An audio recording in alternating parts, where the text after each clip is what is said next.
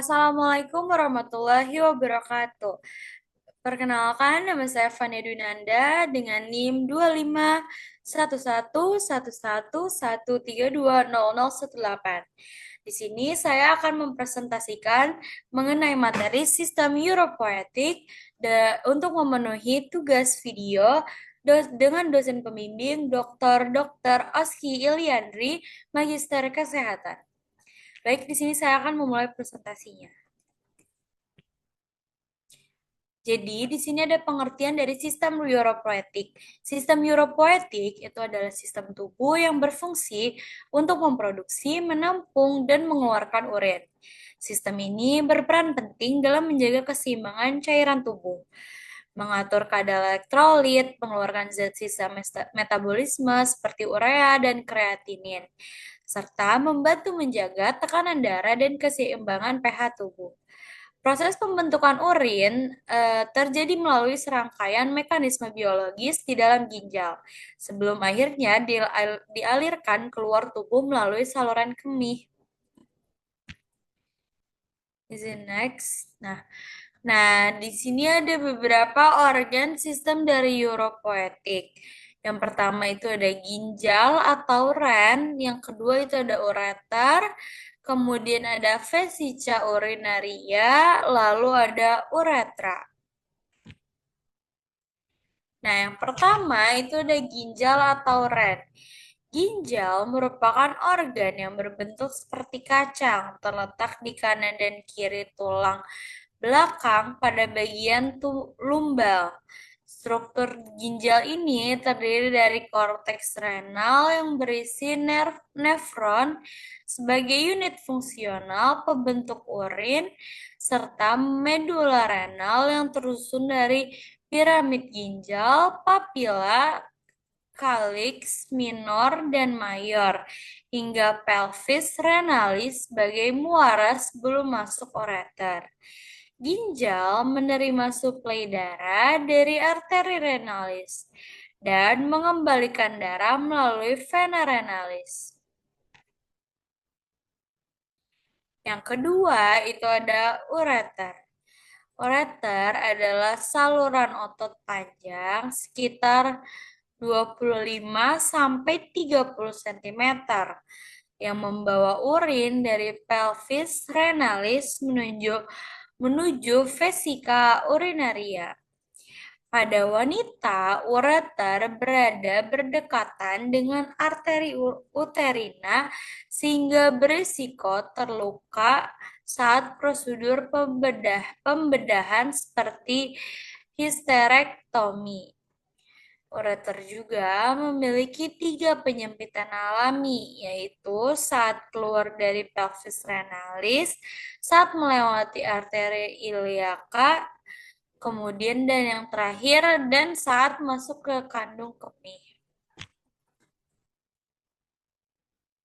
Nah, yang ketiga itu ada vesika urinaria. Seperti pada gambar ini, vesika urinaria atau kandung kemih adalah organ berongga berotot yang berfungsi menampung urin hingga cukup penuh untuk dikeluarkan.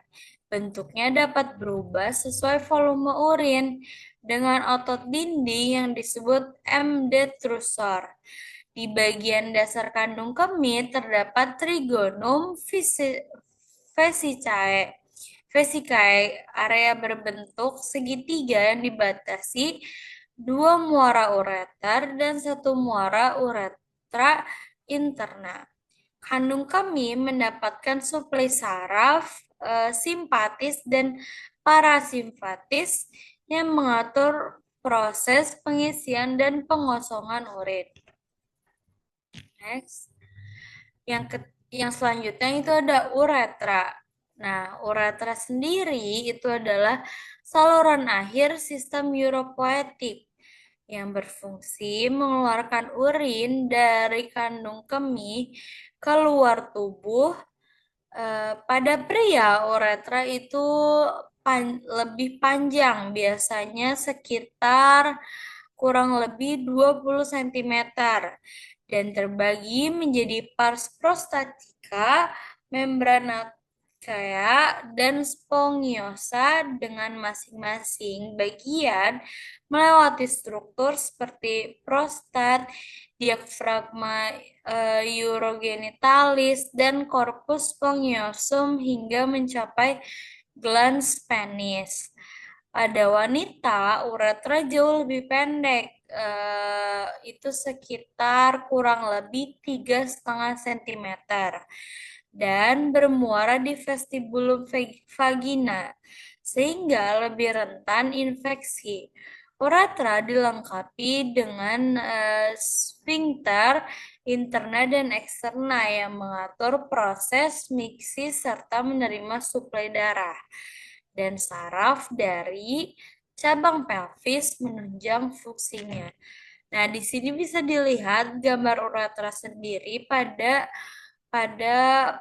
presentasi saya. Nah, di sini ada proses pembentukan dari urin sendiri. Yang pertama itu adalah filtrasi atau penyaringan.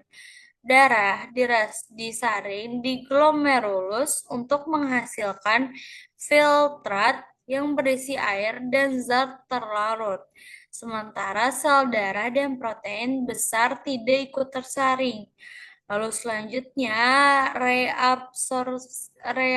reabsorpsi, penyerapan kembali. Filtrat melewati tubulus ginjal dan zat penting seperti air, glukosa, asam amino, dan ion diserap kembali ke darah agar tidak ikut terbuang.